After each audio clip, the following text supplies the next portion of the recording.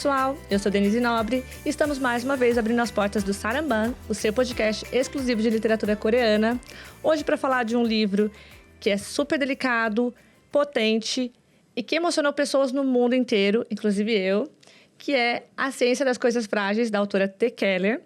Vamos falar sobre depressão, silêncios familiares, redes de apoio e também sobre a força das perguntas que fazemos para o mundo e para nós mesmos. E para falar sobre isso, a gente tem aqui no estúdio uma convidada super especial, Lilian. Que alegria te receber aqui. Muito obrigada por ter vindo de tão longe e ter topado o mergulho nessa leitura com a gente. Eu que agradeço. Muito obrigada mesmo pelo convite. É um prazer estar aqui com você. Ai, que bom. Gente, tenho certeza que vai ser incrível esse papo. Estou muito empolgada. Eu também. A Lilian é aí doutora, especialista em estudos literários. Daqui a pouquinho ela conta melhor pra gente a trajetória dela. Mas antes, como sempre, vou dar aí aqueles recadinhos sobre os livros que estão lançando, que estão chegando. E, lógico, também agradecer a LTI pelo apoio, né? Mais essa temporada. Aliás, hoje é o último episódio dessa temporada. Logo, logo já vamos vir aí com outros. Na verdade, o próximo tema vai conversar bastante com o tema de agora, mas daqui 15 dias vocês vão descobrir. Bom, os lançamentos mais recentes são Uma Garça Entre Lobo e Red Palace, da June Her, pela Panini Books. Tivemos aí o infantil, da Suzy Lee, novo, que tá lindo, o Água, que veio pela editora Caixote. Recentemente, saindo do forno aí pelos olhos de Jisung, da Chun Seram, que é pelo editorial Planeta. E aí, meio que uma ficção científica bem interessante. Uma biografia, O Fenômeno Jungkook, que é da best-seller, escrito pela Monica Kim. Um que eu estava esquecendo de falar nos outros episódios e que é super importante, gente. Filhos do Céu e da Ursa, do Emiliano Unzer, que esteve aqui no programa, conversou com a gente quando ele estava preparando esse livro e que fala aí da história da Coreia, dos primórdios até o século XXI. Então, imperdível. Muita gente sempre perguntou pra gente livros para estudar um pouquinho a história da Coreia. Enfim, agora temos. Veio também pelo editorial Planeta, mas pelo selo Crítica. E na pré-venda temos o Camélia e Outras Histórias, A Incrível Loja de Perfumes, Pão de Nuvem e A Garota da Cabine Telefônica. Lógico que todos esses links vão estar na descrição, depois fica tudo fácil para vocês irem atrás desses livros. Bom, vamos lá. Como a gente falou já, o tema do episódio é esse livro aqui, que é um infanto juvenil, mas claro que também é indicado para todos os adultos, né? Acho que vale muito a leitura para os adultos, para os pais, principalmente, educadores. E ele fala, como a gente já disse, de temas sensíveis, né? Saúde mental. Então, pode ser que tenha alguns gatilhos para algumas pessoas. Então, leia por sua conta e risco, né? Se você está em algum momento de fragilidade, né? Lógico, não esqueçam também de seguir a gente nas nossas redes sociais e acompanhar o nosso site. Você já sabe que a gente tem um site, www.saramban.com.br. Novidades, resenhas, cobertura de eventos. Vão lá conferir, gente. Ok, bora, Lilian. Dados os recados, conta pra gente por que eu te chamei pra conversar com a gente sobre esse livro, a sua trajetória, tudo que você já estudou, aí o seu clube de leitura, tudo que você já fez um pouquinho relacionado a esse mundo da literatura. Denise, eu acho que você me convidou porque a gente se conheceu pela experiência literária, que é um espaço dedicado à educação, à literatura. E especialmente porque o meu doutorado, e agora também o meu pós-doc, ele se envereda pela literatura infantil, literatura juvenil. Então, venho me debruçando sobre essa perspectiva pela literatura infanto-juvenil. E este livro, A Ciência das Coisas Frágeis, se enquadra, vamos colocar assim, dentro desse sistema literário que é a literatura infantil e juvenil. E um livro que eu gostei muito de ler. Então, eu acho que é por isso que estou aqui, para a gente pensar um pouquinho essa literatura, como ela pode afetar os leitores, os possíveis leitores, crianças, jovens, os adultos também, os mediadores, potenciais mediadores, quando a gente fala, né? Pai, mãe, um tio, uma tia, os professores, desde a educação infantil até o, né, ali, ensino médio. Porque a gente tem que pensar como um todo, né? Então, eu acho que é por isso que estou aqui. Sim, e você tem toda uma carreira aí acadêmica nessa área de estudos literários, certo? Sim. Eu fiz graduação, né, em letras, o mestrado em estudos literários, o doutorado em estudos literários. E agora, o meu pós-doc, ele é pela Universidade Estadual do Rio de Janeiro. E aí, é no campo da letras, mas também estudo literatura livro ilustrado. Ai, que lindo! Tá estudando bastante então, coreanos, hein? Sim, bastante. Porque são muito fortes nesse campo do livro ilustrado, né? Sim, com do livro certeza. Imagem. Sim, é incrível. Então, tem essa... É muito interessante. Quando a gente só lê um texto verbal, que a gente fala, um texto feito só com palavras, a gente cria as nossas imagens, né? A gente vai criando as imagens enquanto a gente lê. Exatamente quando a gente, por exemplo, vai ler aqui o livro da Keller. Então, a gente pensa, vai construindo, como é essa personagem, como é a Natalie, como é essa mãe, como é o espaço dessa escola. E quando a gente vai para o livro ilustrado, tá ali dado, mas não é um dado totalmente. Ele possui as suas camadas. E a gente precisa, eu acho que a gente pensa que é muito fácil, muito simples, mas a gente precisa ir apurando essas camadas nas cores, nas texturas. E os livros coreanos são incrivelmente belos e dão muitas camadas de leitura e muitas viagens, vamos falar desta forma. Sim, e você também já gostava aí também da cultura coreana no geral, né? Acho que você já tá aí no mundo do K-drama, do K-pop. Sim, com toda certeza. A gente teve, né, uma temática do livro, uma temática no Clube de Leitura do Experiência Literária, que foi dedicado à literatura coreana, e você participou conosco. Falando, conversando sobre, foi muito bacana nesse sentido. Então, nós lemos somente autoras mulheres, né? Então, mulheres, escritoras coreanas, e foi muito bacana, porque sobre minha filha, né, más companhias. Então, a gente teve um percurso bem extenso e foi um percurso muito bonito. Então, lemos aí durante 6 meses somente escritoras coreanas. Foi muito bom mesmo. Exatamente, Lilian, foi por isso que eu te convidei, porque a gente já tinha aí trocado umas figurinhas, né, sobre literatura coreana. E esse livro, como a gente comentou até nos bastidores, ele não é muito comentado, até um pouco também a autora não é daquelas autoras que se denomina, né, coreana-americana, até a gente vê muito assim no site dela, é tudo escrito autora americana e tudo, mas ela tem aí a ascendência coreana, né? Vamos até falar um pouquinho aqui sobre a autora, vou ler a orelha. Explica um pouquinho sobre a vida dela. A T. Keller, ela é vencedora da prestigiosa medalha Newbery de literatura infantil e autora de A Ciência das Coisas Frágeis e Como Capturar um Tigre, que, aliás, saiu recentemente pela Morrinho também. E ela cresceu em Honolulu, no Havaí, onde sobrevivia à base de kimchi, arroz roxo e histórias. Agora ela escreve sobre garotas birraciais, tentando encontrar suas vozes, e mora em Seattle com o marido e uma infinidade de livros. E a gente vê bastante aqui, né, nessa história, essa ancestralidade, né, coreana. É um ponto aí também na história da Natalie. Mas eu acho que talvez deve aprofundar mais na cultura coreana nesse livro do Como Capturar um Tigre, que eu ainda não conferi, não tive esse prazer. Mas estou super ansiosa, porque eu adorei a escrita da Keller. Estou, assim, fascinada. Aliás, dos livros dessa temporada, acho que só 3 eu ainda não tinha lido. Foram, assim, novas leituras para mim. E essa foi, sem dúvida, a que mais me impactou, assim. Não é muito comentada, então, tipo, sabe quando você vai muito sem expectativa? Mas entregou tudo. Entregou tudo, assim, fiquei apaixonada por esse livro. Espero que para você também tenha sido uma experiência, assim, muito boa. O livro, vamos falar rapidinho da sinopse? A Ciência das Coisas Frágeis, porque ele tem esse questionamento de como se desenvolve um milagre, né? Essa é a pergunta que o Sr. Neely tem em mente quando ele diz que todos na aula devem responder a uma questão importante usando o método científico. Mas a mãe botânica de Natalie está sofrendo de depressão. Então, para Natalie, essa é a questão que ela precisa responder, né? De como desenvolver esse milagre para salvar a mãe dela da depressão. E quando o professor sugere que ela participe de uma competição de quedas de ovo, a Natalie finalmente tem alguma esperança, porque os ovos são frágeis, mas a esperança não é. E aí temos toda uma aventura para a Natalie nessa competição de quebra de ovos, toda uma construção que é muito interessante, uma aventura muito legal de você acompanhar, porque ela é divertida e emocionante ao mesmo tempo, não é mesmo? Sim, eu gostei muitíssimo. Quando eu terminei, eu te mandei uma mensagem e falei, Sim. Gente, que maravilhoso! Ele é um livro que dá uma sensação de você é abraçado ao final.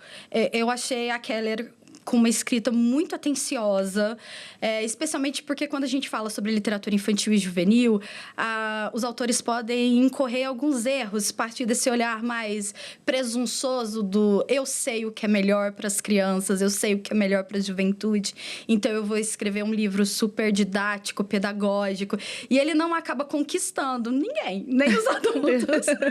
E ela é muito atenciosa, ela tem um texto muito bem trabalhado, e é um texto que a gente vê, né, escrito que a gente fala em primeira pessoa, então é a Nathalie falando sobre a sua própria história, e aí você vai vendo pequenos detalhes, como ela fala da própria, dessa escrita, como se a Nathalie tivesse se inspirando nos livros da mãe, e aí ela escreve uma nota de rodapé, e você fala, nossa, olha que bonito, é um livro que está conversando com o próprio livro, então gostei muitíssimo, é um texto que é metafórico, então é aquilo que a gente também já conversou nos bastidores de ser um indireto, então esse indireto é tão valioso, e eu acho que é por isso que ele é tão acolhedor e tão gostoso, você se sente abraçado, eu acho que vale muito mesmo a leitura.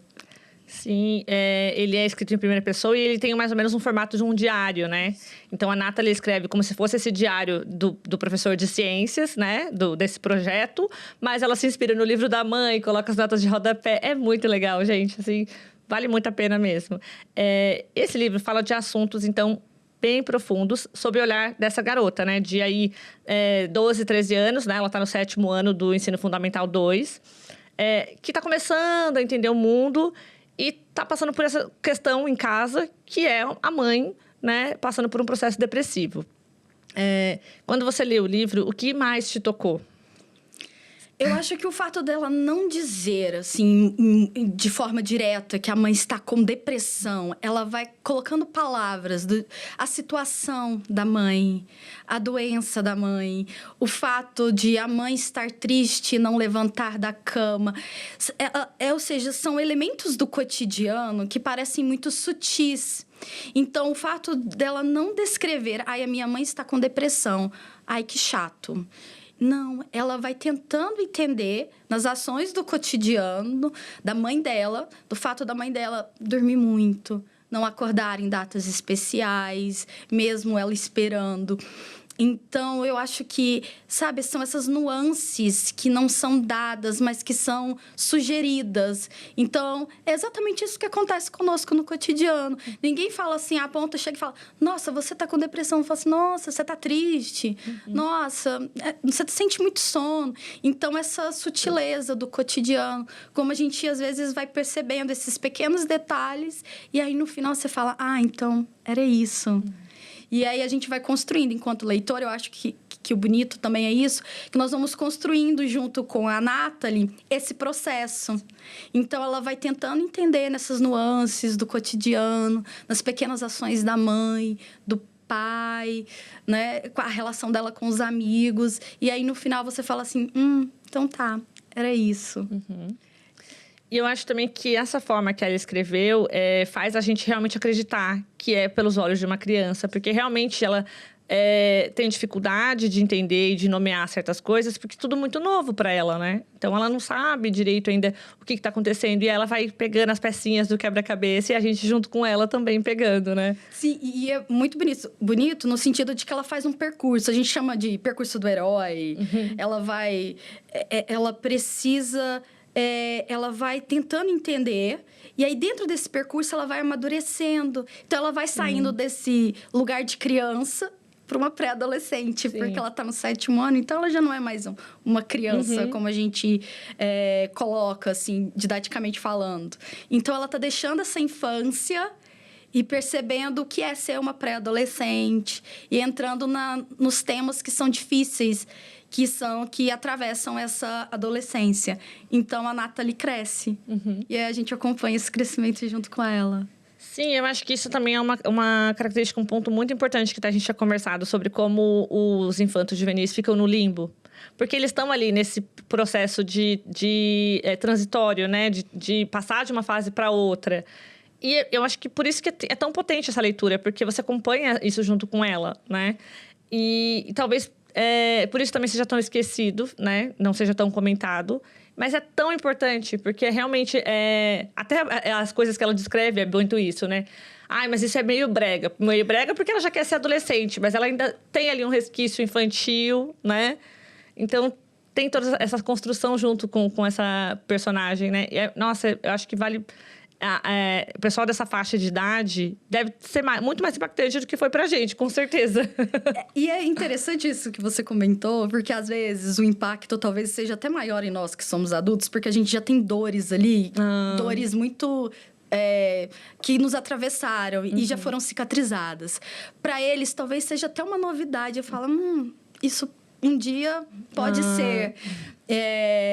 E eu acho que fica no limbo, no sentido de que a infância ela é muito respeitada na nossa sociedade. Então, as crianças são acolhidas, as crianças não são teoricamente julgadas, então a gente protege. Já o adolescente, não, a gente normalmente fala assim, ai, nossa, adolescente é chato, ai, nossa, adolescente é tão implicante. E aí a sociedade basicamente meio que fala assim, ai, adolescente não é legal. Então, tudo que é para adolescente é meio que deixado de lado. E é por isso que eu acho que eu considero esse livro muito sensível, porque, inclusive, a Keller, ela dá umas tiradinhas do tipo assim... Ai, tá vendo? Os professores acham que sabem mais do que a gente. Então, é um olhar meio verticalizado. Então, é como se ela entendesse mesmo esse processo. Então, ela conversa com esse leitor mais adolescente, mais jovem. Isso é muito bonito. Acho que tem toda essa potência, né? Tanto na escrita como da estrutura, né? Porque o livro, ele tem aqui a ciência como esse... mote que vai desenvolver a história, né? Que gira em torno das aulas de ciência. Mas aí ele vai trazer todos esses afetos, essas metáforas que ela vai construindo. E realmente tem também essas tiradinhas, tanto do professor quanto dos pais, né? Que meu pai acha que ele sabe o que é melhor pra mim, nem me perguntou, né? Por isso que eu acho também que talvez seja interessante para essa faixa de idade, mas para os adultos, para os pais, né? Seja também muito importante, porque dá essa cutucadinha. Sim, e os livros chegam às crianças e aos jovens por meio dos adultos. Então, eu brinco que eu crio uma imagem assim para os meus alunos. Olha, a criança não vai pegar o carro e falar assim, pai, tô indo ali na livraria comprar um livro. Ele não tem essa autonomia. Então, quem escolhe os livros são os adultos. Então, se a gente não tiver essa sensibilidade de escolher os livros e de não censurar temas que são tão importantes, porque são temas da vida, e literatura é falar sobre a vida. Então, se não censurar, tiver essa sensibilidade, então só chega às crianças e aos jovens por meio do adulto. Então, o adulto, ele precisa também se predispor e se abrir para essas leituras, porque senão, aí depois fala assim, ai, meu filho não lê. Ai, o meu filho, ele tem... Mas você lê, você promove esse contato. Se não tiver, não chega também lá do outro lado, né? E eu acho que é interessante mesmo esse cuidado de ler o livro e apresentar para a criança, para o pré-adolescente, né? Porque senão você vai deixar nas mãos de um TikTok... Sem ofensas ao quem gosta, mas... E aí, a criança tá ali com 13 anos querendo ler romantasia, né? Uau, sim. A gente vê muito isso. E aí, às vezes, o pai tá querendo ler... é ótimo que leia. Vai, lê, filho. Não leu, não sabe do que tá falando. Aí, aquilo não é a censura. Mas talvez se você tivesse tido um olhar cuidadoso e... Você ter tido essa iniciativa, né? De, poxa, vamos convidar para ler um livro, vamos até a livraria, a biblioteca junto. Não chegaria coisas que, assim, às vezes não é adequada, não é o momento. Às vezes não é adequado nem pro adulto. E aí, aquela máxima, tá lendo, vale tudo. Não, gente, calma, não vale tudo. É preciso ter esse olhar atencioso, cuidadoso, afetivo, de partilha. E aquilo que eu comentei anteriormente. Não é um olhar, olha, eu sou adulto e sou melhor do que você. Não é esse o olhar.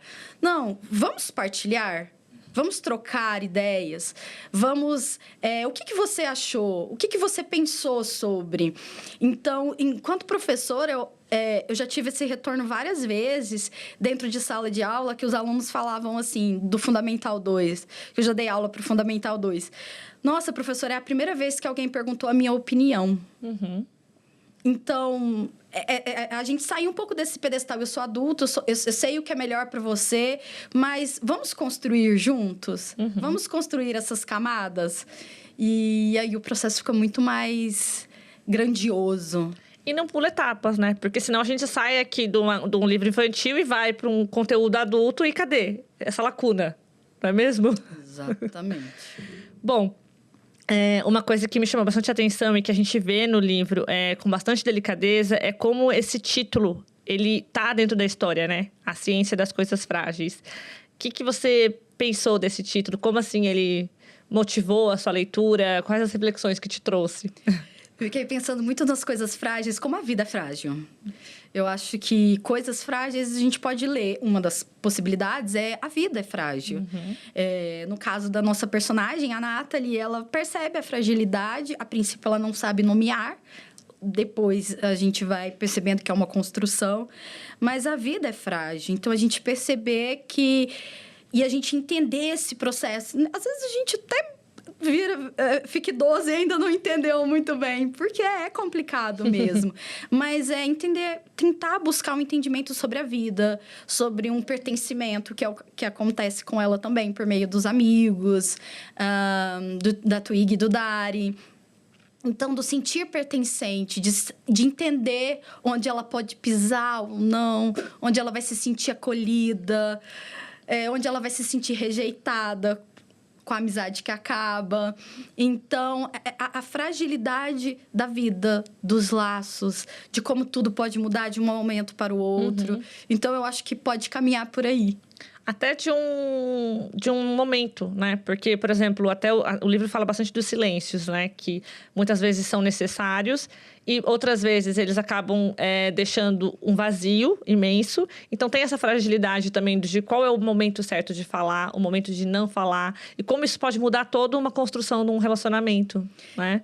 Os silêncios são incríveis para a gente poder analisar de diversos momentos. Tem os silêncios entre ela e a Twig, que é a melhor amiga. Esses silêncios, eles são necessários, fazem parte da relação delas. Elas se entendem. Desde o primeiro momento, elas se entendem. Então, não é preciso dizer muito. Mas já o silêncio entre ela e o pai e os adultos é um silêncio que tenta cortar, que tenta dizer assim, olha, eu não quero te explicar isso aqui agora, mas vamos ao psicólogo. E aí lá você se resolve. Então, da questão assim, olha, eu sei o que é melhor para você, então eu não quero falar muito, eu não quero te escutar. E até a autora traz isso, no sentido de que a Nathalie, a protagonista, diz, ele me olha... Ele me escuta, mas não é verdadeiro. Então, não há... Então, até o escutar não acontece. Então, o silêncio nessa relação, ela não é tão positivo assim.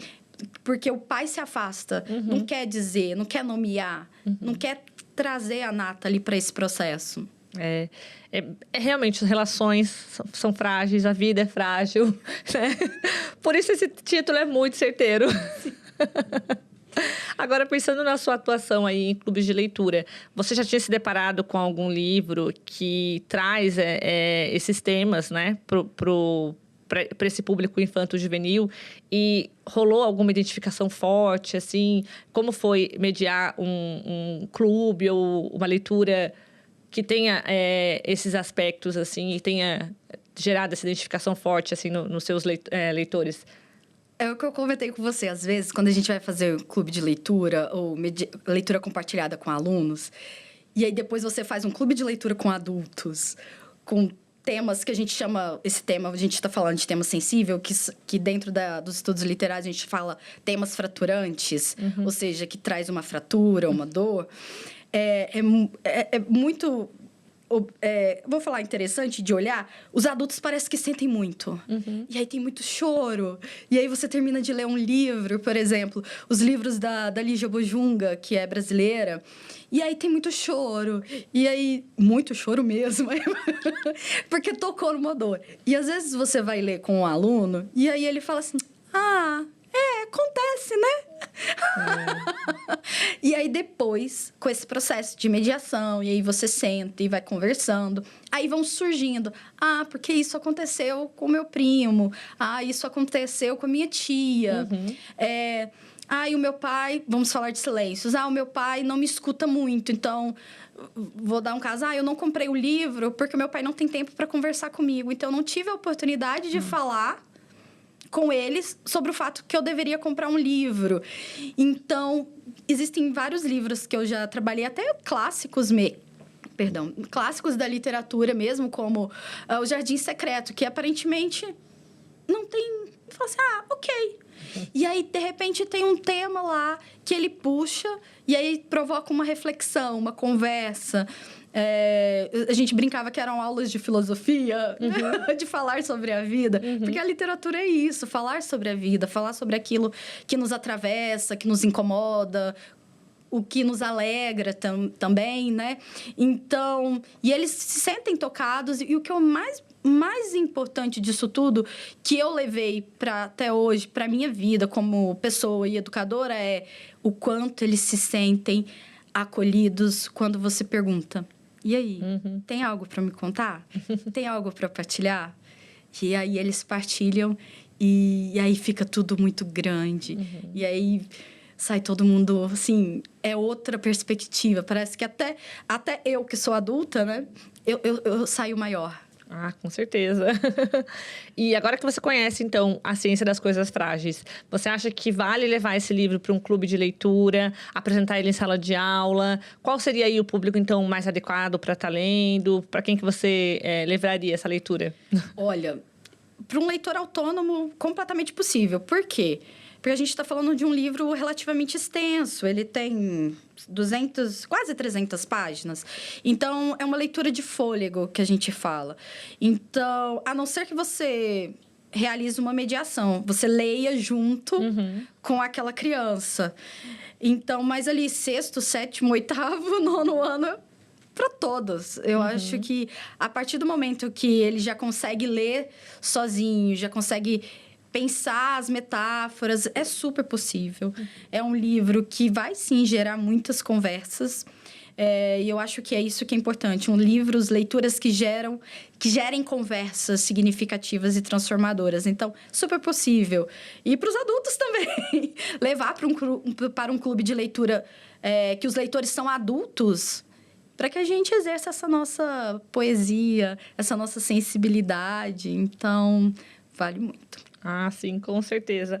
E agora, pensando assim na escola como esse espaço, então, possível de acolhimento, como você falou, né? De chegar e perguntar, e aí, o que você sentiu, o que você achou, né? Você acha que professores, mediadores, né? Como eles podem lidar com essas questões fraturantes, né? Que essa literatura traz, sem invadir, mas também sem se omitir, né? Porque eu acho que, assim como a gente vê dentro das nossas famílias, os professores também vê dentro da sala de aula comportamentos e começam a notar que algo não está certo, né? Como a Nathalie aqui, né? Algo está errado. Ela percebia que a situação estava estranha, né? Então, na sua experiência como educadora, o quanto a escola deve abrir esses espaços para essas conversas difíceis? Olha, eu acho que não deve ser uma ação só de uma frente. Eu acho muito importante pais... Não existe educação sem pai e sem professor. Então, porque o professor ele vai levar o livro. Aí, de repente, ele fala... o pai chega e fala... mas eu não queria que você falasse sobre esse tema. Então, se não tiver uma ação conjunta, uma ação de conversa, de partilha, que os pais participem ativamente, a coisa não flui. Ela é bloqueada. E o professor... Vamos partir do professor Nili, né? Nili. Ele interfere... Mas ele interfere de uma forma tão suave, porque ele cria um trio. Antes era uma dupla, a Twig e a Nathalie. E, de repente, o Dari entra para poder participar da competição. Esse professor, ele interferiu num movimento que ele sabia que tinha alguma coisa, mas ele não sabia. Talvez não sabia o quê, a gente não... Mas ele interfere, cria um trio, esse trio se fortalece. Então, o professor, ele pode... trabalhar nessas brechas, Não chegando e falando assim, olha, isso que você está acontecendo com você é A, B e C. Não, sabe? Indo nas brechas, nos espaços. E, obviamente, quando a gente fala de formação de professores, é unir essa prática à teoria. Não é fazer da sua cabeça aquilo que você acha que vai funcionar. É procurar teorias que te deem suporte, que te apoiem. A gente tem uma base nacional curricular que vai te apoiar naquilo que... E ela fala lá na BNCC que você deve tratar de todos os temas. Então, você tem que saber o que você está fazendo. Até mesmo para você se respaldar. Falar, olha, pai... A gente está conversando sobre temas sensíveis porque ele é importante para o crescimento, tanto pessoal quanto cognitivo do seu filho. Você tinha falado um pouquinho também sobre essa questão de como ela fala de certas coisas e até também como as próprias crianças se sentem importantes ou notadas quando você pergunta a opinião. E uma coisa que está bastante aqui no livro é essa questão da dificuldade em falar dos próprios sentimentos. E que, na verdade, atravessou toda essa temporada que a gente está falando aqui sobre a mente e as fragilidades, saúde mental, coisas assim. Porque a gente percebe, né, que grande parte das coisas que levam a esse adoecimento, a esses dilemas, essas questões que perturbam, né, a nossa saúde mental, estão relacionadas a essa dificuldade na comunicação, né? Então, você acha que esse livro pode ajudar a quebrar, então, esses tabus com certos assuntos e ajudar aí esses jovens a falar dos próprios sentimentos? Com toda certeza. A gente vive uma sociedade que ela ainda tem preconceitos para falar sobre a saúde mental, né? Sobre falar... sobre o que a gente pensa, o que a gente sente, se a gente está incomodado. Se alguém faz alguma coisa que você não gosta, você fala assim, melhor não, deixa quieto. Não vou falar que isso me incomodou e que isso me tirou do eixo. Não, você não fala. Você engole. E é importante a gente nomear. Quando a gente nomeia, a gente dá corpo, a gente dá sentido para aquilo e a gente consegue lidar com aquilo, com aquele sentimento, porque você entendeu o que é. Então, a partir do momento que você entende o que é, aí você fala, então agora eu sei o que é. Então, minha mãe tem depressão, então eu vou lidar com isso a partir de então. Então, eu nomeando, eu entendo, eu elaboro, eu consigo criar estratégias. E, com certeza, no quebrar tabus, né, no sentido de que... E também vai depender de 3 fatores. Primeiro, esse livro ele permite isso, porque ele não é didático, ele não é pedagógico, ele é metafórico, ele é lúdico. Então, a gente tem uma literatura. Isso é muito importante. A gente precisa de um leitor que esteja disposto a ler. Porque se você entregar um livro, a pessoa fala, não quero ler. Já criou todo um impasse. Então, criar também mecanismos para que esse leitor esteja aberto. E terceiro é o mediador. Porque se esse mediador, e aí o mediador pensando dentro da escola, um professor de sala de leitura, um professor da biblioteca, bibliotecário, o próprio professor, ele precisa criar um espaço de acolhimento, que a criança e o jovem se sintam acolhidos, se sintam confortáveis em partilhar. E eles vão entender que aquilo ali é um lugar ok, seguro, eu posso dizer o que eu penso. Então, esses 3 elementos são muito importantes. E, então, este livro ele já está no caminho, por não ditar regras, mas oferecer possibilidades. Sim. E é interessante como realmente ele não dita regras e a gente vai acompanhando a personagem e a transformação dela, né? Porque, por exemplo, até a questão de visitar um terapeuta. Obviamente que no começo ela não queria. Mas não tem aquele momento, assim, que ela fala, não vou e pronto. E também não tem aquele momento que ela fala, melhor decisão da minha vida. Ela simplesmente começa a contar pra gente como foi o dia dela na terapia. E aí você percebe, poxa, ela nem percebeu que agora ela tá se abrindo, que agora, né? É ótimo. Eu fiquei muito encantada com essa leitura exatamente por isso. Porque ela não fala assim, viu, galera? Olha que legal ir ao terapeuta. Não é? Olha como é bom. É importante você escutar os adultos. Porque quando você pega livros que caem nesse limbo de só didatizar... Nossa, dá uma tristeza quando a gente lê. Você fala, não é legal. Deixa aberto. Deixa para a criança e para o jovem construir junto com o texto, né? Com o mediador. E ela não faz isso. E não fazendo isso, É fantástico, é incrível. Porque aí você pode tirar suas próprias conclusões, né? Eu acho que tirar suas próprias conclusões é o mais importante.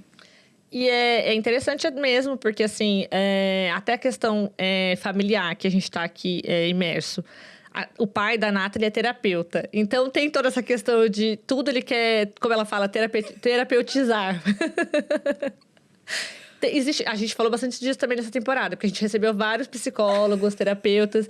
E existe essa questão hoje, né? Que todo mundo acha que tudo vai se resolver na terapia. E nem sempre é assim, não é terapia em tudo, né? Porque até, como você falou, as pessoas têm que estar dispostas a ler um livro. As pessoas também têm que estar dispostas a falar com o terapeuta. Porque senão não adianta, você só vai e nada vai mudar, né? Sim, exatamente. E aí tem toda essa questão com o pai, que... Aí eu penso, às vezes, assim, aquela velha máxima, né? Que em casa de ferreiro, espeta de pau. Por quê? Ele é terapeuta, mas ele... Até aqui ela acha que ele quer terapeutizar ela, mas a verdade é que, ao meu ver, que ele não queria. Porque ele sente que ele não pode, né? Tem aquela questão do conflito também, que quando você está muito próximo do problema, você não consegue realmente, né, ver todo o macro e resolver. E tem todo esse conflito ético, né, até. Né, de você não atender uma pessoa que seja sua família, coisas assim. Então, ele indica para ela falar com outra pessoa. Mas eu concordo, eu acho, assim, que em vários pontos ele foi, assim... Não vou dizer negligente, mas ele tava tão perdido quanto ela, né, tadinho? Ele tava muito adulto. Ele agiu muito como um adulto. Eu não quero conversar sobre esse assunto, você não vai entender. Fica aí. Isso. Lide com isso com o seu terapeuta. E muito essa coisa de dar o tempo ao tempo, dar o espaço para ela. Isso também até me deu umas cutucadas, que eu falei assim, nossa, às vezes a gente faz isso mesmo, né? Deixa a pessoa ela quieta, dar o espaço. E às vezes esse espaço não... Você tinha que ter ido lá, ter tentado conversar, né? Principalmente porque uma criança que está saindo da infância e indo para a adolescência. Então, tem muitas transformações hormonais, tem muita coisa acontecendo. E a gente percebe isso nos pequenos detalhes. Como, por exemplo, a amizade que ela tinha com a Micaela. Com a Micaela, que já não existe mais. E ela muda de amizade. E aí adiciona um novo amigo. Tudo isso é processo. Ou seja, são as pequenas mudanças dessa transformação. Então, deixar de lado é basicamente falar assim, olha, eu não quero que você participe. E ela precisava participar. Porque ela precisa entender exatamente o que está acontecendo com a mãe. Até mesmo porque tem vários momentos que ela pensa, minha mãe não me ama mais. Sim. E é pesado. A minha mãe não me ama mais, porque ela não quer participar como ela participava da minha vida. Até mesmo para ela entender que não é isso. Então, por isso que eu disse que ele agiu muito como adulto. Eu acho também que o comportamento do pai afeta muito também a construção da identidade da Nathalie pela questão da ancestralidade coreana, porque aí a parte vem do pai, né? Que o pai já é um quarto coreano. Não. Metade. O pai já é metade coreano. A avó é coreana e o pai é italiano. Só que ele renega a cultura, ele não quer saber de ouvir falar do nome dele coreano, ele não quer saber de comida coreana, ele não quer nada. Ele sou americano, né? Mais ou menos por aí. E isso afeta muito, né, a construção da identidade da Nathalie, né? Não só essa parte também desses silêncios que existem entre os dois. E aí por isso que você falou agora, ele é muito adulto. E realmente, ele é muito adulto e ele está muito centrado nos próprios problemas, que nem ele resolve, né? Exatamente. Eu acho que eu gostei muito do livro, então eu fico assim... eu gostei muito dessa parte, eu gostei muito dessa outra. Mas essa parte é muito bonita no sentido quando ela ressignifica essa ancestralidade. Quando ela vai chamar a avó para fazer a receita. Porque saber de onde você é, de onde você vem, quem são seus avós, ou seja, conhecer a sua história é conhecer quem é você. É conhecer, às vezes, entender até aquilo que você não sabia que era uma questão. E aí, quando ela ressignifica essa ancestralidade com a avó, aí a gente percebe uma calmaria. Há uma calmaria até dentro da própria casa. E porque ela entendeu que ela precisa acolher também essa avó coreana. Acolher essa parte dela e entender esses vazios que, às vezes, precisavam ser preenchidos mesmo. E é até um ponto em que ela fala que ela vai falar com a avó, e até isso também mostra como é importante a rede de apoio, né? Porque é através desse contato com o Dari que ela começa a ver que a família dele é indiana e tem toda essa coisa forte da cultura e orgulho, né, de ser indiano. E o pai dela, enquanto renega a metade coreana dele. E ela começa a pensar que, não, mas eu vou ser inteira. Eu não vou ser um quarto, eu não vou ser pela metade, eu vou ser inteira. E vai atrás, né, de perguntar para a avó sobre a Coreia, sobre tudo isso. Então, acho que essa parte também mostra bastante essa questão da rede de apoio, né? Sim, com toda certeza. E é uma rede de apoio que tá ali na mesma idade. E por isso que os amigos são tão importantes. Porque esses amigos vão ajudá-la a construir e reconstruir quem ela se fez até então. E eles também estão passando por um processo de mudança. A Twig também, com essa relação com o pai, porque a Natalie tem uma percepção diferente. Sim. E aí, de repente, vai sendo reelaborada essa relação dos pais separados da Twig. Então, são muitas conexões familiares e esses três, eles se apoiam. E esse apoio, e eles terem a mesma idade, participar das mesmas angústias, dos mesmos medos e também das mesmas alegrias, faz parte do processo de formação. E aí, acho que a gente pode pensar também em contextos escolares, né? De como tratar também e trazer literaturas de vozes minoritárias, né? Para apresentar para os alunos, né, essa questão multicultural, não é mesmo? Que talvez também possa ajudar ele a despertar questões que eles nem sabiam que existiam, né? Nas próprias vidas. Isso. Uma das grandes questões da mediação de leitura é aquilo que a gente chama de bibliodiversidade. Então, peraí. O que eu estou levando para os meus alunos na minha escola? Será que eu estou levando somente pessoas brancas? Então, tem alguma coisa errada. Porque o mundo é feito de pluralidade e diversidade. Se eu levo só autores homens brancos... Peraí, e as mulheres? E as mulheres negras? E as indígenas? Coreanos? E aí, sucessivamente. Essa bibliodiversidade faz parte para o respeito, para o acolher o outro, entender que existem outras formas de ver o mundo além da sua. E dentro dessa questão que até você comentou sobre nomear os sentimentos e do como o convívio familiar ele ficou afetado e a Natalie ficou pensando, nossa, minha mãe não me ama mais, minha mãe não se importa comigo. E aí, em alguns momentos, ela fala que ela tá com raiva, que quando a mãe dela chega para conversar com ela é a não-mãe, é uma desconhecida, né? E ela queria até empurrar e sai de perto de mim, coisas assim. Isso me lembrou também bastante, eu não sei se você já leu o Aos Prantos no Mercado, da Michelle Zauner. Não, ainda não. É um livro de uma autora birracial também. A gente já tratou aqui num episódio com a Ing Lee. E temos também um outro episódio, só eu e a Bruna comentando mais criticamente o livro. E me lembrou bastante essa relação mãe e filha também. Claro que aqui a gente está falando de uma pessoa que está passando por um processo de vulnerabilidade. Mas lá a gente tinha uma mãe também que não se dava bem com a filha. E a filha, em certos momentos, odiou a mãe também. E depois que ela vai pegando as pecinhas do quebra-cabeça, que ela vai entendendo quem é a mãe, né? E a gente tem esse processo aqui dessa questão de que... Até ali, porque também ela fica com essa... ao meu ver, com essa questão de que minha mãe não se importa mais. Porque até ali, para ela, a função da mãe era ser mãe. A partir do momento que você não quer mais ser mãe, então agora o que você é para mim, né? E ela, acho que demorou para ela entender que a mãe também era uma pessoa com as suas próprias fragilidades. E, lógico, com essa idade ficava difícil, né?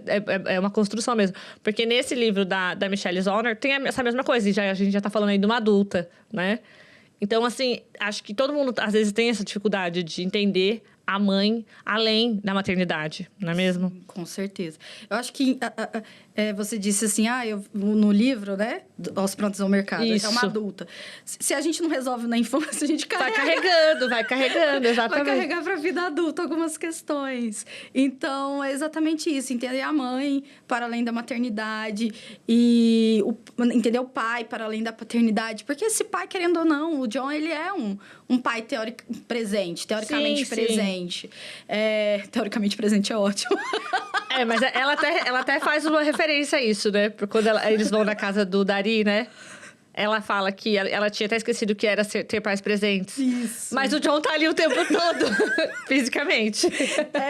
Porque ser presente fisicamente talvez não supra todas as necessidades que a Natalie precisava ali, né? Então, entender essa mãe. E quando tem... E por causa dos silêncios, do pai não dizer, da mãe ficar ali, ela vai criando as suas próprias conjecturas de que a mãe foi demitida. E aí, tem o momento do laboratório. Então, ela vai tentando criar suas próprias conjecturas. Peraí, o que está acontecendo? Por que a minha mãe está assim? Uhum. Então, até o fato de reconhecer a mãe enquanto profissional passa também por esse não dito.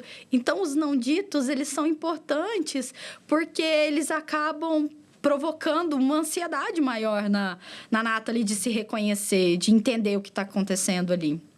E aí, acho que a gente chega, de novo, volta para o ponto da questão de como esse adulto, esse cuidador, né? Ou até educador... a falta de comunicação deixa esses espaços sem respostas e muitas perguntas, né? Porque é isso, a Natalie vai criando toda uma história na cabeça dela, né? E que, eu não sei se você achou isso também, em vários momentos eu começo a perceber que a própria Natalie começa a apresentar crise de ansiedade, né? Porque ela começa a ficar nervosa com certas situações, porque ela já começa a ir lá na frente e pensar em várias coisas, não é? E tudo isso disparado por quê? Por uma falta de comunicação. Nós somos muito complicados. O ser humano é muito complicado. A gente tem medo de dizer, de pontuar, de questionar, de se dizer no mundo. A gente precisa... a gente precisa muito de fazer parte. Então, às vezes, quando a gente precisa dessa necessidade de fazer parte de algo, de algum grupinho, até mesmo enquanto adultos, a gente vai anulando alguns momentos da nossa vida, né? Então, eu acho que isso dificulta, essa falta de comunicação. Então, se a gente pensar o quanto a gente tem dificuldade de dizer, só para ser aceito. E essa falta de comunicação, ela é uma marca muito grande aqui nesse texto. E ela vai mostrando isso em todos os percursos da Natalie, em todas as situações. Na escola, na relação com o professor, quando ela não consegue dizer a pergunta, que vai guiá-la ao longo de toda a narrativa. Ela não sabe, e ela fala, porque o senhor Neely usa muitas hashtags. Isso não é uma pergunta científica. Então, sabe, essa falta de comunicação, ela vai guiando todo o processo da história. E é interessante porque a gente, acompanhando a história a partir do diário dela, a gente vê todas essas perguntas que ela não fez para ninguém, né? Exatamente. A gente fala, por que ela não perguntou? A gente vai preenchendo as lacunas. Mas eu acho que também a gente consegue preencher, eu acho que nós duas preenchemos, porque a gente já tem um arcabouço de vida e que talvez a gente já tenha passado por situações com pessoas com depressão, ou na infância, ou na vida adulta, ou um colega. E aí, a gente vai preenchendo as lacunas com as nossas vivências. Sim. Talvez, se a gente entregar o livro para um jovem de 12, 13 anos, talvez nem tantas lacunas serão preenchidas. Sim. E tá tudo bem. Uma coisa que eu fui aprendendo com o tempo e que hoje... O livro tem seu momento também. Por isso que é interessante até você fazer releituras, né? Porque daí você vai pegar uma nova camada com uma nova bagagem que você traz. Não é mesmo? Exatamente. Eu sou apaixonada por releituras. Tem livros, por exemplo, que eu tenho que reler todos os anos. Nossa! Alice no País das Maravilhas. Eu releio todos os anos. Porque vai ressignificando com a nossa vida, com os livros que a gente já leu ao longo daquele processo, as relações que a gente teve com os nossos amigos, as brigas, os shows que a gente vai, as festinhas. Então, tudo isso vai elaborando e vai dando forma para quem a gente é e para como a gente vai tirando e, sabe, elaborando as camadas das leituras e da vida. Exatamente. Realmente, esse livro me pegou bastante, mas eu acho que tem a ver com a bagagem, né, que a gente tem também, a vivência, observar pessoas ao nosso redor que estão passando por essas situações.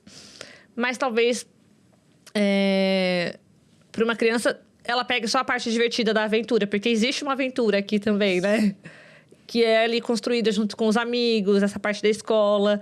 E essa parte da amizade é um dos pontos mais bonitos do livro também, né? Que é uma amizade que vai se criando de uma forma meio desajeitada, né? E aí mostra também todos esses conflitos que existem, né? Principalmente nessa fase ali de pré-adolescência. Começa a sentir uns ciúmes de um amigo que não quer que fale com o outro. Às vezes briga com alguém, não sabe nem por quê, se distancia, né? E depois você pega um ranço da pessoa, não sabe nem por quê. Exatamente. Acontece aqui também. Então, eu acho que às vezes também é papel tanto dos pais quanto dos professores mediar também essas novas amizades. E tenta falar, mas por que você tá triste? Mas com quem você brigou? Por quê? Porque, assim, é uma coisa que vai guardando só pra ela e que depois ela vai percebendo em uma outra questão que algum adulto fala, que convivia com ela e com os amigos, que, então será que fui eu que fiz alguma coisa? Não é? Sim, naquele momento que ela vai tentar entender por que ela parou de falar com a Micaela. E aí ela fala assim, nossa, por que a gente parou de ser amigas? Sim. E aí ela acha que é por um motivo X. A gente não tem a perspectiva da Micaela, porque é só a voz da Natalie.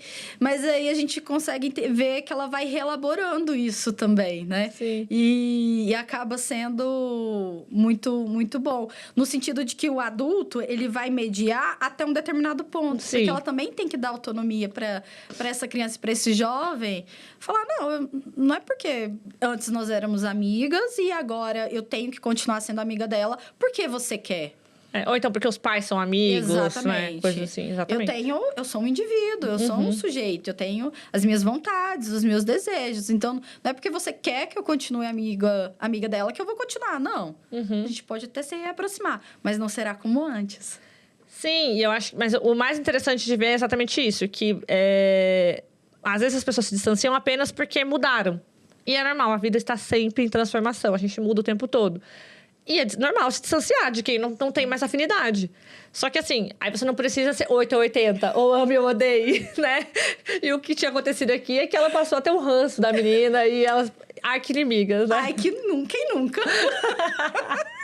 Quem nunca era super amiga, de repente, não quero mais. Nossa, deu um rancinho. Acontece muito. Acontece com muita frequência, eu acho que faz parte. Não julgo a Natalie por isso. Eu também não. Mas eu achei legal exatamente por isso que é interessante, porque a autora, ela não vem com essas coisas, assim, explicativas e moralistas, do tipo, vamos perdoar a todos, vamos voltar a ser amigos e vamos todos acabar felizes, sabe? Isso. Então, isso é muito legal na narrativa. Eu acho que é o que mais me aconchegou enquanto pesquisadora de literatura infantil e juvenil, é isso, dela não dar moral, ela não ser pedagógica. E o fato dela não ser pedagógica me agrada muito, porque não esse olhar, olha, você precisa se comportar desta forma, você precisa se comportar daquela forma. Não, ela tem que se comportar como ela está sendo elaborada, como ela é. Mesmo que ela tenha dificuldade, ela vai entender. É um processo. Então, isso me agrada muitíssimo no texto, porque é um texto aberto. E aí, a gente pode tirar as nossas conclusões, a gente pode entender da nossa forma, sem ficar assim, e agora? Nossa, eu não fiz como a Natalie, eu não voltei a ser amiga da fulana. Nossa, como eu sou uma pessoa péssima. Não é sobre isso. É sobre como nós somos humanos e tá tudo ok a gente não ser mais amigo de quem a gente era. Como você mesma disse, sou outra pessoa agora. Então, que venham novos amigos. Eu acho que isso que é o bonito também. E a gente aqui acompanha essa fase que parece que é muito óbvio, né? As mudanças, né? Na pré-adolescência, na adolescência. Mas na fase adulta também a gente continua mudando o tempo todo. Ainda bem. Ainda bem, né? Ainda bem, porque a Lília de 5 anos atrás é outra. Ainda bem que a gente muda e que a gente aprende e que a gente bate a cabeça e que a gente encontra pessoas novas, como a gente se conheceu. E a gente vai ganhando forma, a gente vai ganhando força, a gente vai pensando, poxa, que bacana que eu mudei, que bacana que as minhas relações aumentaram. Que bom que hoje eu consigo ler livros novos e Então, como eu sou uma nova pessoa, imagina que chato seria se a gente fosse igual a vida inteira, gostasse somente daqueles mesmos livros, das mesmas músicas, das mesmas pessoas, do mesmo tipo de roupa. É importante, a gente se faz pelo olhar do outro. A gente não se faz sozinho. E se a gente fosse igual, seriam até no ciclo de repetição, né? Porque ali consumindo as mesmas coisas, repetindo as mesmas ações. Exato. Agora, indo mais para o campo da escola, né? E da leitura nas escolas. O professor, ele propõe, então... tudo começa aqui com essa proposta do professor, né? Na aula de ciências. E aí, ele diz uma frase logo no começo que eu achei muito interessante. Que ele fala que é para os alunos se indagarem sobre aquilo que faz a vida explodir neles, né? E, nossa, muito profundo para uma aula de ciências do 7º ano, né? Mas maravilhoso. Aquilo que faz a sua vida explodir. A vida explodir em você, melhor. É assim que ele coloca. Como você enxergou essa provocação, assim? Você refletiu a sua prática como educadora? Você se reconheceu muito nesse professor? Se inspirou? Como ficou? Quando eu vi que tinha esse professor, eu falei, ai, como eu me identifiquei com ele. Porque ele é um professor muito animado, ele é muito empolgado, ele é engajado. Porque os professores, eles têm... Qual é o papel de um professor? Educar. Em que sentido? Levar conteúdo. Só que existem várias formas de fazer isso. E esse professor, ele não faz isso de uma forma chata, como a gente fala. Ele faz isso de uma forma lúdica, ele pergunta, ele instiga, ele coloca uma pulguinha atrás da orelha dos alunos. Então, ele faz isso de uma forma em que ele e os alunos... eles estão ali como se eles estivessem no mesmo patamar. Sim. É uma troca muito bonita. Tanto que ele parece ler esses alunos. Então, fala assim, olha, vem participar desse concurso. Olha, tá aqui esse concurso. Leva esse papelzinho aqui para você participar desse concurso. Ele tá lendo esse aluno. Então, ele não tá ali só para... jogar um monte de conteúdos. Ele se preocupou, ele foi lúdico. Ele faz um conhecimento com afetividade. Isso é tão importante. Então, eu acho que eu me identifiquei bastante com esse professor. E também me identifiquei do quanto isso é difícil acontecer. Porque o cotidiano, na sala de aula, vai nos engolindo devido às demandas burocráticas. E aí, chega no final do ano, o professor está lá exaurido. Porque ele tentou ao máximo tudo que ele podia e o que ele não podia. Mas o professor da Keller é incrível. É interessante também porque até isso que acontece na relação dela dentro de casa, acontece também na escola. De passar a enxergar o adulto como mais do que aquela função que ele sempre teve para ela. Como, por exemplo, a mãe como mais que a mãe. E o professor como mais que o professor, né? Que depois tem um certo momento em que ela se depara com ele fora do contexto escolar. E ela fala, nossa... Mas ele tinha uma profissão que não era ser professor antes, ele tem amigos. Como assim? Né? Ele é uma pessoa fora daqui. Ele é uma pessoa. Sim, ele é. Ele não é só professor. Ele não é só aquele professor excêntrico, como ela achava, né? E eu acho interessante ela colocar esse caráter de excentricidade. Que é um professor muito enérgico, não no sentido negativo, mas assim, ele é cheio de vida. E eu acho que aquilo que... O dar aula, que a gente entende, esse dar aula, parece o que faz a explodir a vida nele. Sim. O dar aula, estar em sala de aula. E como aquilo explode dentro dele, como a gente percebe que ele tem muito amor por estar ali, por ser esse professor. Então, ele quer colocar essa paixão também dentro desses alunos. E por isso a pergunta... Sabe? Costurando a sua pergunta lá, que a gente vai conversando. Sim. E eu acho interessante também ela mostrar aqui que até o professor Neely, que é uma pessoa que, na visão dela, é essa pessoa cheia de vida, que tá o tempo todo, nossa, gente, vamos lá, bora pra cima. Existem também momentos que até ele tá um pouco mais contido, mais para baixo. Ela fala aqui sobre a questão do inverno rigoroso, né? Então, a gente sabe que isso tem uma influência, né, no nosso humor. Existe a depressão sazonal. Então, ela fala aqui também sobre esses dias que todo mundo parece estar triste, né? Eu acho que ela vai percebendo, por isso que... esse livro pode ser considerado um romance de formação. Sim. Ela vai percebendo nuances da vida adulta. Quando todo mundo volta do feriado, todo mundo volta cabisbaixo. Porque curtir um feriado em casa é muito bom. Ficar debaixo da coberta, tomando um chocolate quente, comendo essa pipoca, assistindo uma série na televisão. Então, ela percebe a vida adulta. E quanto ela... Então, ou seja, ela tá crescendo.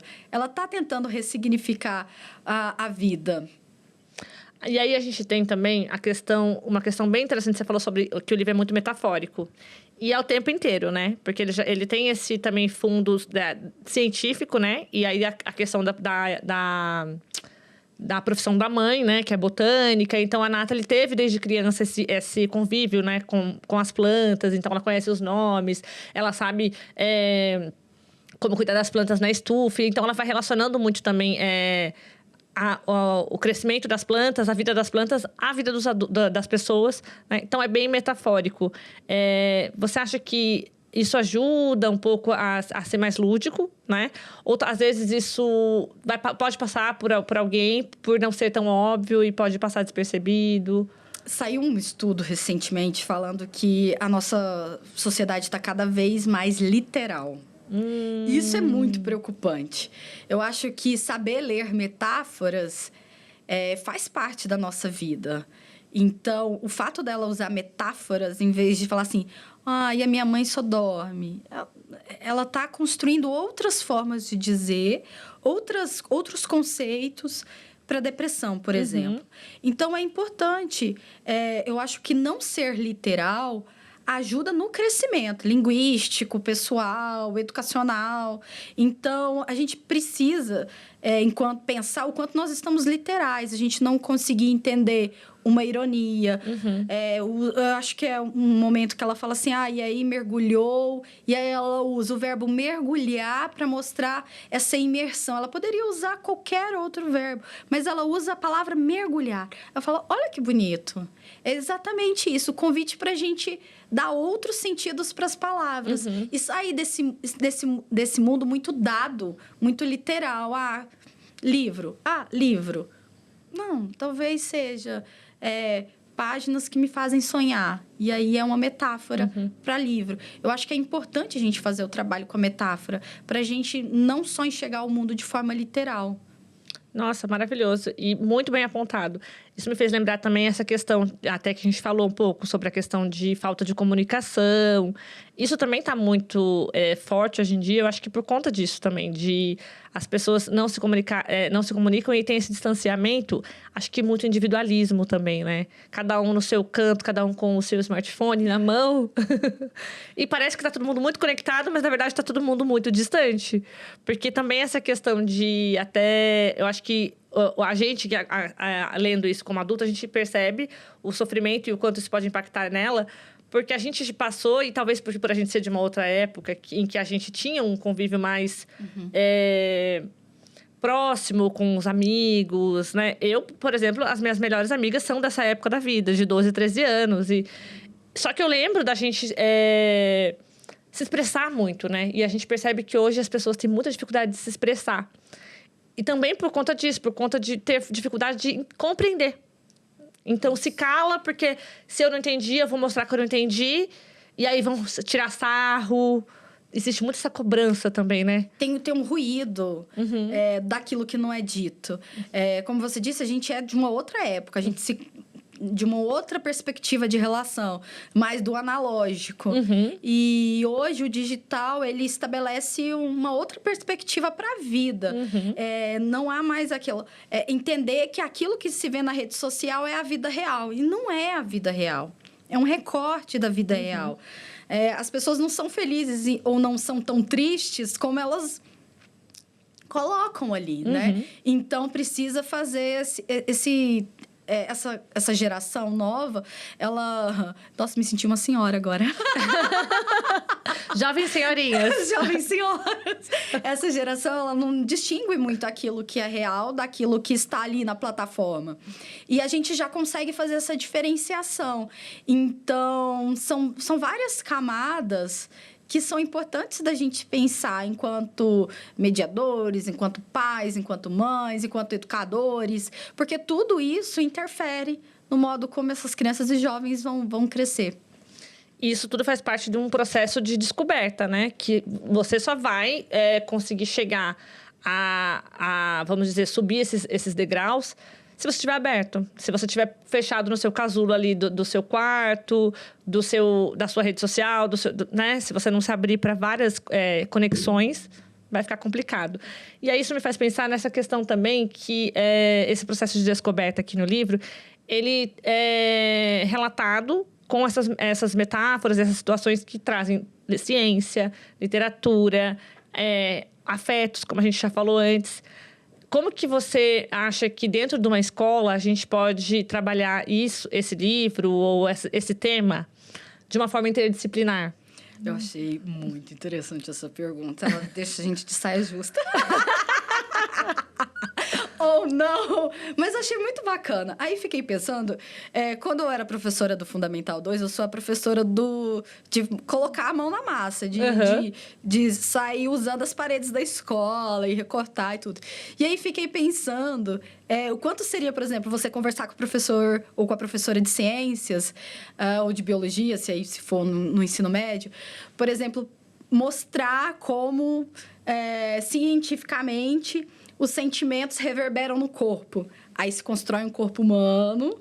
Olha. E aí coloca esse corpo humano dentro da escola ali, às vezes no pátio. E aí pegar, por exemplo, trechos do livro que dialogam com essas reações.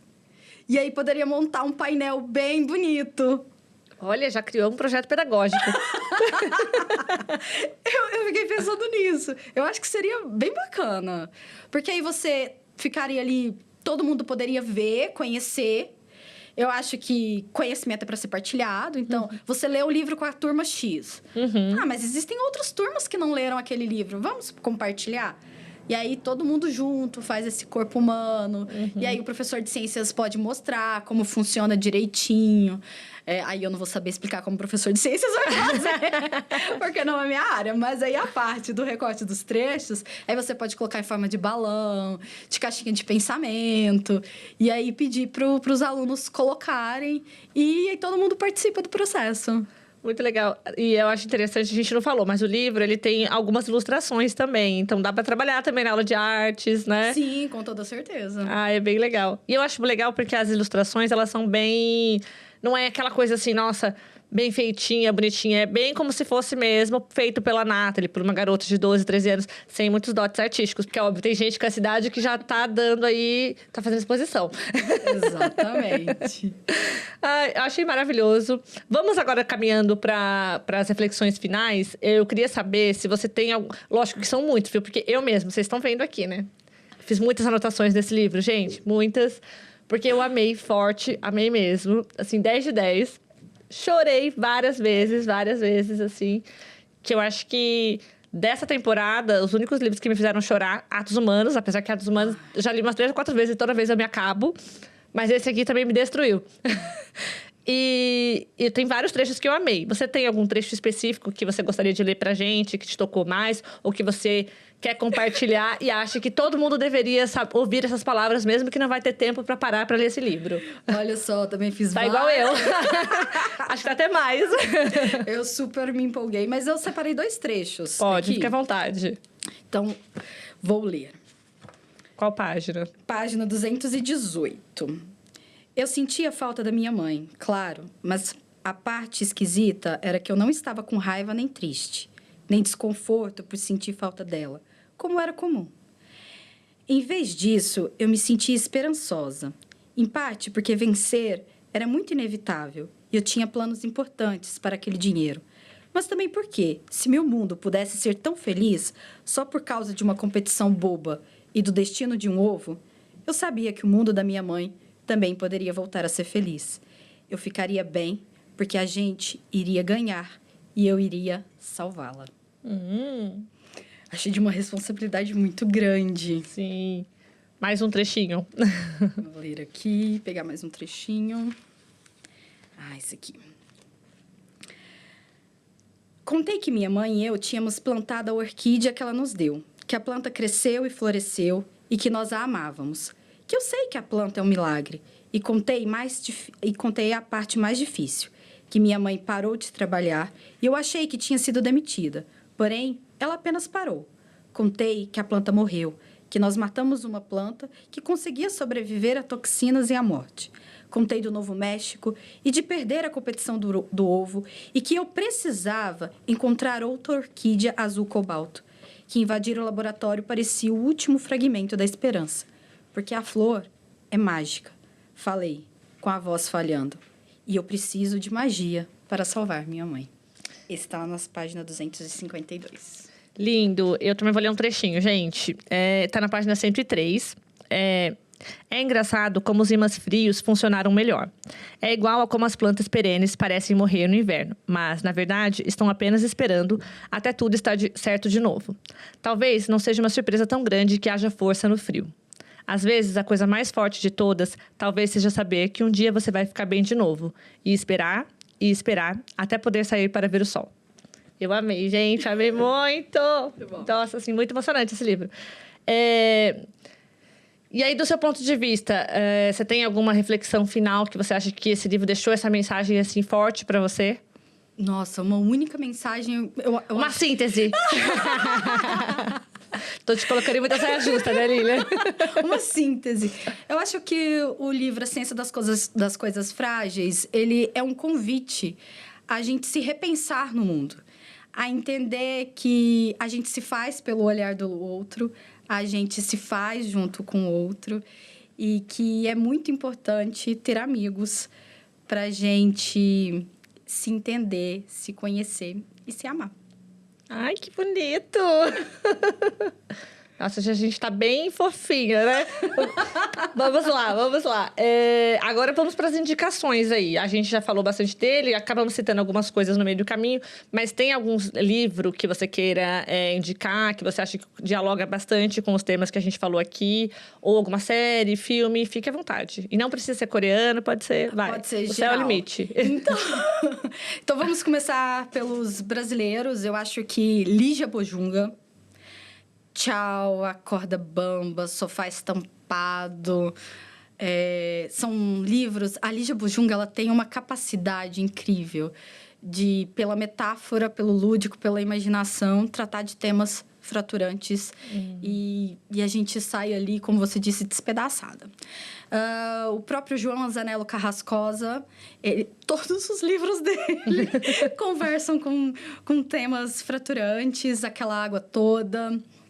Então, são livros bem bonitos para tratar. E ele fala muito dessa relação familiar entre pai, filho, mãe, filho. Então, seria bem bacana nesse sentido. A própria Marina Colasanti, também gosto bastante dela. Ela tem vários contos curtinhos nesse sentido. Só literatura infanto-juvenil, né? Eu aqui já pensando em vários outros. Não, fique à vontade. O que a gente leu no Clube de Leitura e Experiência Literária, Sobre Minha Filha, que traz a relação entre essa mãe e essa filha. Eu me acabei de chorar. Me acabei. O próprio livro que o manhua que eu citei, Más Companhias. Sim, muito bom também. Incrível, maravilhoso, que traz todas essas questões, são bem pontuais, de Coreia, mas acaba sendo universal, as dores e as intrigas. Gosto bastante também. Jun também, sim. Que traz um tema sensível e que é importante pra gente pensar, da Gendre Kim. Nossa, tá bom? Tá ótimo. Eu vou trazer aqui, eu vou fazer o contrário. Eu vou dizer alguns livros que a gente já falou por aqui, acho que não, talvez não todos, e que se você já leu, se você gostou, você vai gostar desse daqui. Eu acho que o que eu já citei, Aos Prantos do Mercado, da Michelle Zauner, conversa muito com esse livro aqui. O Por Favor, Cuide da Mamãe, da Shin Kyung-sok, também conversa bastante. Outro livro é o Amêndoas. Eu acho que o Amêndoas, da Won Pyun-soo, ele traz aí um adolescente com conflitos com os seus sentimentos, pais presentes, ausentes, superprotetores, negligentes. Então, conversa demais também com essa história aqui. Se você gostou, dê uma chance para a Ciência das Coisas Frágeis. E para encerrar, um infanto-juvenil, que é o Flora Rei, que também fala aí de uma família que está passando por algumas questões, uma família um pouco inusitada. E sobre essa fase, né, de entrada na adolescência, os conflitos entre mãe e filho. Acho muito importante também, bem interessante. Vai gostar desse aqui também. Gente, Lilian, deixa pro pessoal também te encontrar, quais suas redes, o seu trabalho um pouquinho. Pode falar, fica à vontade. Gente, então fica aqui o convite para vocês conhecerem o Experiência Literária no Instagram, @experiência_literária, tá no Instagram, no YouTube, no Spotify também. Então, venham conhecer o meu trabalho, venham participar do Clube de Leitura. Agora estamos finalizando a quinta edição, que fala sobre mediadores e formadores, formando mediadores e leitores. Maravilha. Obrigada por ter vindo, Líria. E vocês, fica o convite para lerem o livro A Ciência das Coisas Frágeis. Vão com o coração aberto, deixa a caixa de lencinho do lado, que vai precisar, confia. E assim encerramos essa temporada, A Mente e Suas Fragilidades. Daqui 15 dias voltamos com uma nova temporada. Obrigada por todo mundo que ficou com a gente até agora. Tchau, tchau. Tchau.